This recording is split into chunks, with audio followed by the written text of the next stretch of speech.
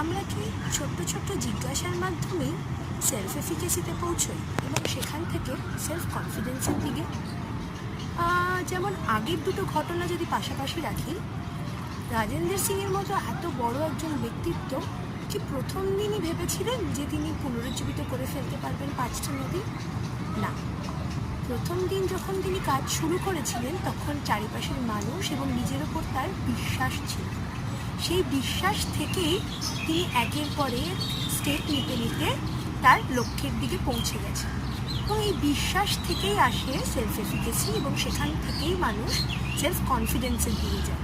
যেমন তার আগের দিনের ঘটনায় যেই বাচ্চাটি একটি বর্ণ ইংরেজি প্রথম দিন বলতে পারতো না বা লিখতে পারতো না, সে যখন একটা সেন্টেন্স বা একটা শব্দ বা বিভিন্ন ক্ষেত্রে ছোট ছোটোভাবে ইংরেজি ব্যবহার করতে শুরু করলো, তখন অটোমেটিক্যালি তার নিজের প্রতি একটা বিশ্বাস